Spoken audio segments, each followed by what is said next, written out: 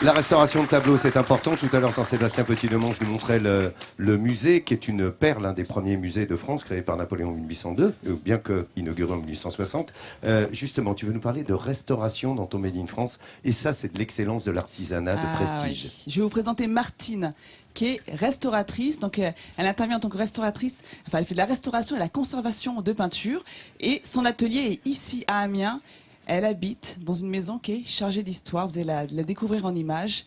Elle habite dans la maison dans laquelle s'est éteint Jules Verne. Alors, ça n'est pas la célèbre maison qui appartient à la ville, qui est située aux 2 rue Charles Dubois et qui est ouverte au public, mais c'est une seconde maison qui est un peu moins connue, où il a vécu avec sa femme Honorine. Et c'est là où il est mort.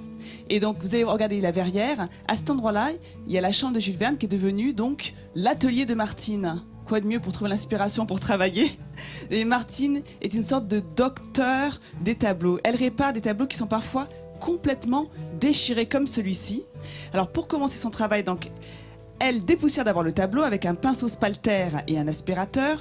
Et avant de décrasser son tableau, pour éviter qu'il ne s'écaille, on met un papier de protection. On ne peut pas nettoyer une toile instable. Il est important de stabiliser la matière.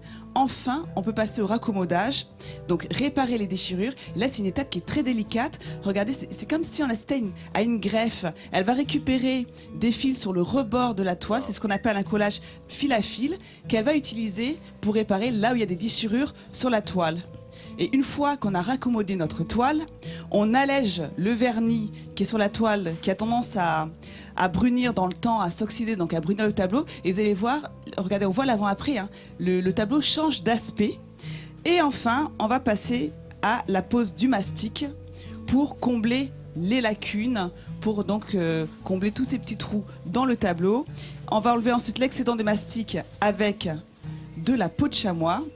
Et une fois qu'on aura fini le nettoyage et la consolidation, on peut passer à la retouche, ce qu'ils appellent donc la réintégration picturale. Et pour ça, on utilise des matériaux qui sont adaptés à la restauration et à la conservation, que des matériaux qui sont stables et, attention, ça c'est très important, réversibles. Donc il est important de faire appel à un restaurateur et ne pas s'improviser au restaurateur si on ne veut pas déprécier son œuvre.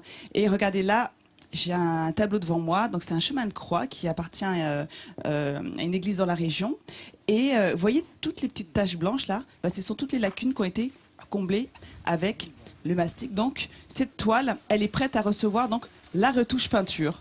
Et toi, Nat, tu as un deuxième tableau, lui, qui a déjà été restauré. Alors c'était aussi pour vous parler du deuxième aspect du métier de restaurateur, c'est la conservation. Donc il donne aussi des conseils pour bien conserver son tableau dans le temps. Par exemple, faire attention aux conditions de température, à la lumière directe qui a tendance à altérer donc les tableaux. Donc tout ça pour dire que vraiment, si vous avez une œuvre chez vous, surtout faites appel à un restaurateur. Ne vous improvisez pas restaurateur, vous risquez vraiment d'abîmer votre travail. Faites appel à des artisans comme Martine qui est avec nous en plateau.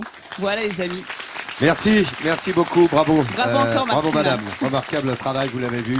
Quelle précision que de faire cette restauration de tableaux.